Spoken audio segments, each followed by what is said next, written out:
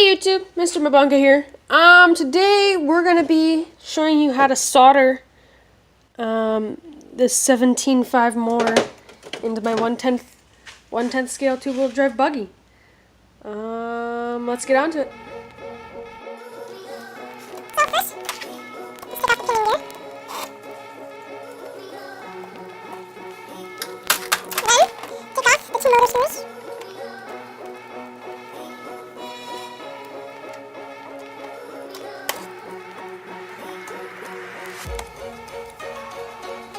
Then, once you've done that, you can take your motor out of its little area there. Make sure your ESC isn't connected to anything else, which it is. Now we'll unplug it from the receiver, and we can take this whole assembly off. Put the car to the side, and work with our motor. So, after you check your really expensive $170 solder iron only to find out the battery's dead and that you have a deadline for this video, you don't use that. So you set that to the side, and you grab your old power probe. You're gonna take it, and yeah, you just touch it on the solder and the solder melts. Try not to let the solder drip down on onto the motor casing. Just keep heating it up, and that wire will fall down. Just try to get it away from the other wires. And then let me zoom in here. And go to the next wire.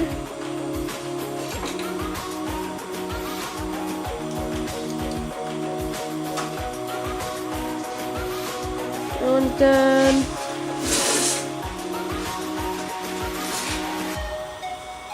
Try to get as much contact area on the solder as you can.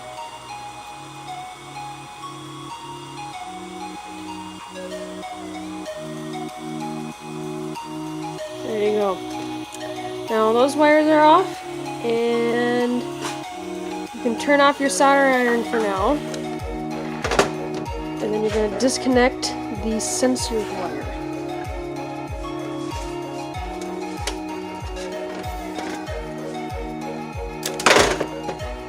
So now your ESC is separated from your motor.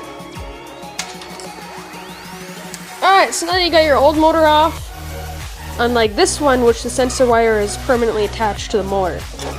And as you can see here, this is the sensor wire for the slingshot. I don't know why my camera's going out of focus. But some of them are permanent and some of them aren't. So we're going to start our soldering iron heating up here. Put that on low and set that off to the side. Make sure it's not going to roll and touch anything. And then, I don't know if you can see, but underneath all the connections, there are letters A, B, and C. Those are the three wires that you're going to be connecting up to the motor. And here on the motor, you can see A, B, and C. So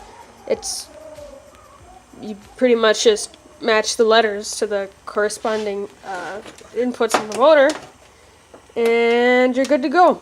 So looks like there's a bit of solder in each of these, so with the solder on the wires and the solder on here, I should be good.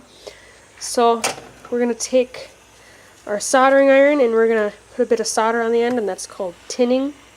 It just kind of helps prep the tip of the soldering iron for soldering, and it kind of just helps it. Not quite sure, but it helps it get more contact with the solder on the wires. So, alright, so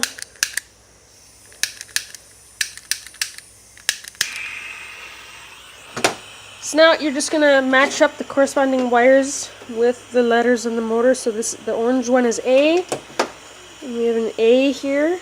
I'm just gonna use this to help keep the motor straight up and down.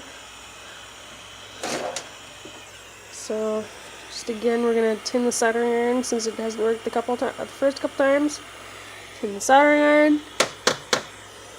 Now we're gonna put some solder on the wire.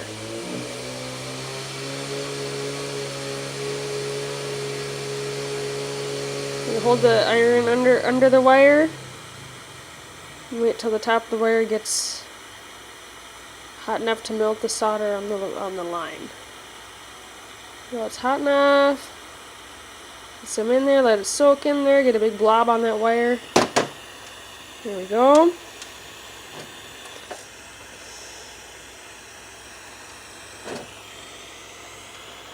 So we're gonna try to heat up I'm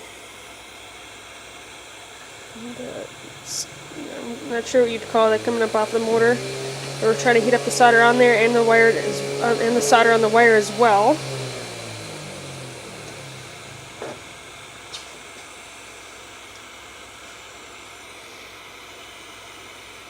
You set it on in there and try to warm up the solder on the wire and the solder on the motor connection at the same time. Now that we got that on there, let's take a look and see if we need to add any more solder.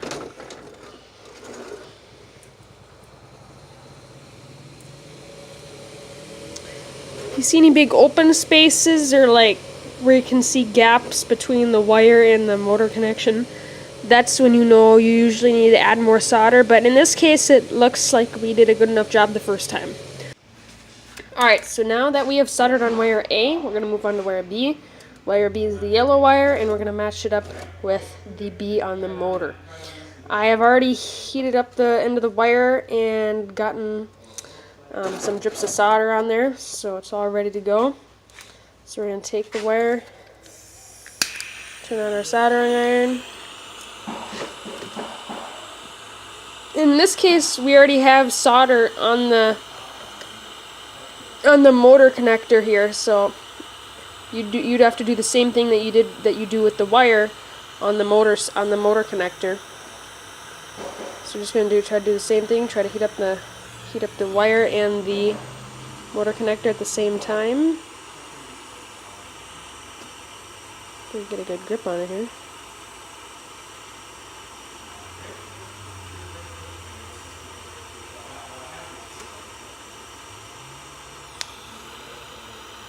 In this case, I'm just going to try to heat up the top of the wire and see if it'll melt its way on down into the motor connector. There we go. That's what I'm talking about.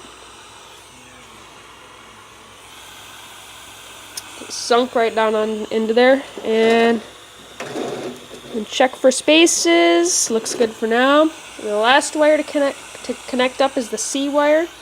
And I'll connect that up real quick and we'll see if the motor runs. So, after you've got all 3 wires soldered up and you've checked to make sure that there are no big spaces between the wire and the connector, you always want to double check to make sure that you got the right letters on the right cables. So, let me focus the camera here.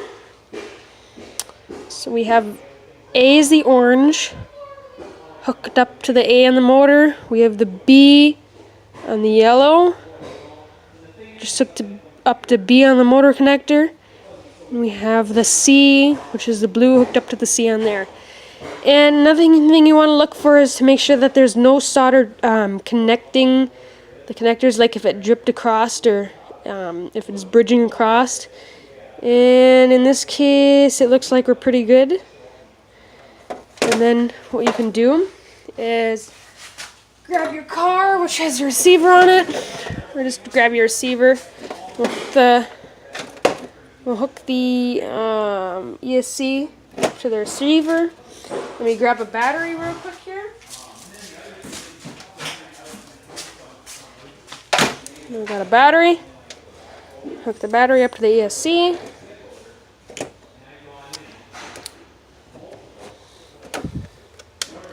Turn on the remote. Take a mental check of everything. Turn on the ESC. Steering servo works. And now time to test the motor.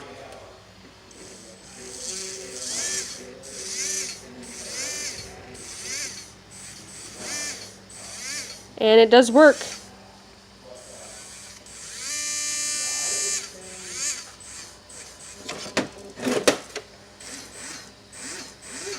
And that is a successful soldering job. Guys, don't forget to smash that like button and hit subscribe.